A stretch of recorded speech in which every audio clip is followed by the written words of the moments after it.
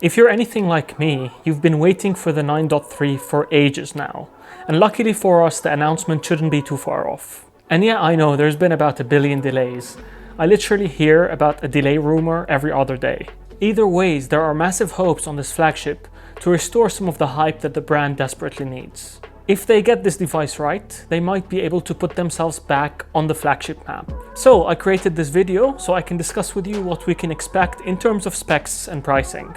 As always, since I'm discussing rumors, make sure to take everything I say with a pinch of salt, or as much salt as you need. Just remember, this is all speculation on my part, based on rumors and based on what I expect from this sort of device according to their current lineup. Oh, and be a superstar and hit that subscribe button. It would really mean a lot to me. Let's get started. So let's talk about the expected design. There has been literally 0 leaks so far when it comes to how this device is gonna look like, which is really impressive when you think about it. But considering where their new design language is heading, I expect it to look similar to the 8.3, but with a more squarish profile. The cameras on the back will most likely be housed on a circular round camera bump. I'm personally hoping for them to take some inspiration from the previous Lumia devices, mainly the 9.30 or the 9.25. That, in my opinion, would result in a design that's minimalistic, futuristic, and very modern. I don't expect this device to have many color options, but based on the tweets and the rumors, we can expect at least 2 colors. According to Nokia NU, the developers of this device are currently deciding whether to go with a black and blue option or a green and white option. And based on what HMD's CPO, Juho, has mentioned, he more prefers a device that resembles the color options on the 8.3, as well as an option for a copper color. If it was up to me, I'd go for a really nice bright color option and then a subdued standard color option such as black or gray. For the finish, I'd definitely like to have stainless steel edges and a ceramic back, but that's just hopeful thinking. Let's see what they come up with. When it comes to the display, since this device is expected to have the latest and greatest specs, I also expect it to have a really large display on the front. So I would say it's a safe bet to expect something over 6.5 inches and closer to 6.8 inches. The resolution will also definitely be 2K, and I expect it to have a high refresh rate. 120 Hz seems to be the standard these days. I also expect it to have an OLED panel from LG. And the big news here is that it will most likely have a camera under the display. So no notches or water drops or punch holes or anything like that. That's pretty cool. As for the processor, and since this is their big flagship, it will definitely have the Snapdragon 865. This processor naturally comes with the Adreno 650 as its GPU. You can also expect it to have at least 8 GB of RAM and a base storage of 128 GB, assuming it has an SD card slot.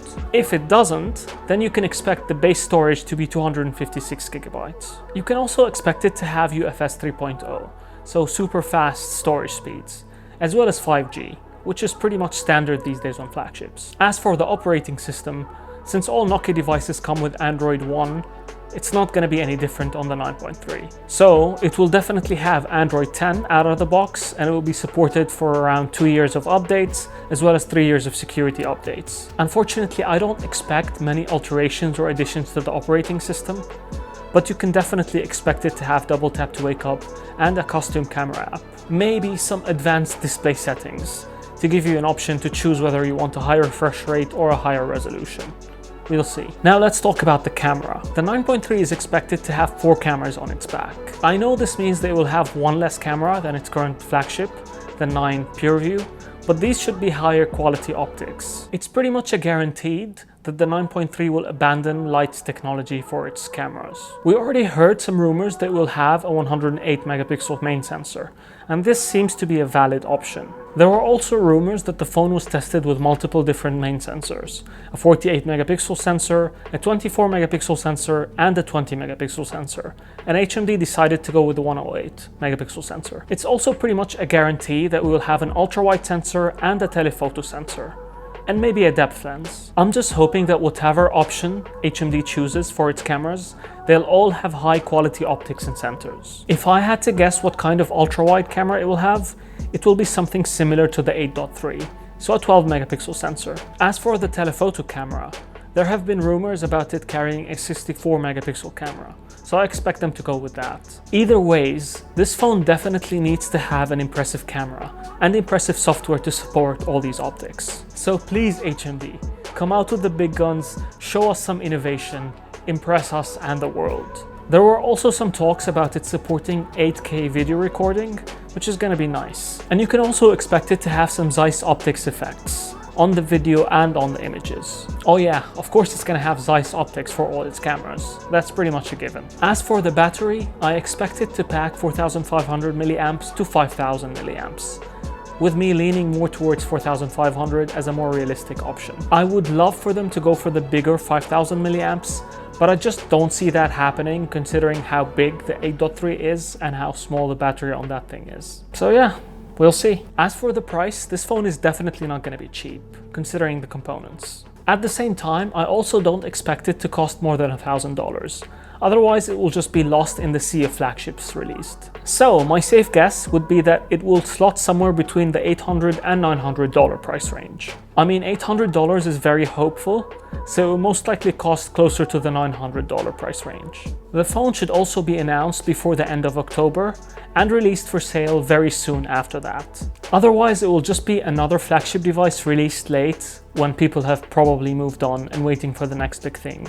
As always, take everything I just mentioned in this video with a grain of salt. I tried my best to give you a very good idea about what you can expect based on my experience and the rumors, but nothing is confirmed so far. Although I'm personally quite confident that I'm not very far off when it comes to the actual specs. Oh, and I promise you I'm not in the salt selling business. But if you are, you're welcome. Anyways, what do you guys think about these specs? I'd also love to hear what you guys think and what you guys want from a flagship device like this. And how do you think HMD can differentiate itself in such a competitive market? Let's discuss in the comments down below. As always, thank you all very much for watching. Please share, like, and subscribe, and I'll see you in the next one. So please, HMD, come up with the big guns, show us some... So please, HMD, come out with the big guns and show us... So please, HMD, come out with the big guns and show us...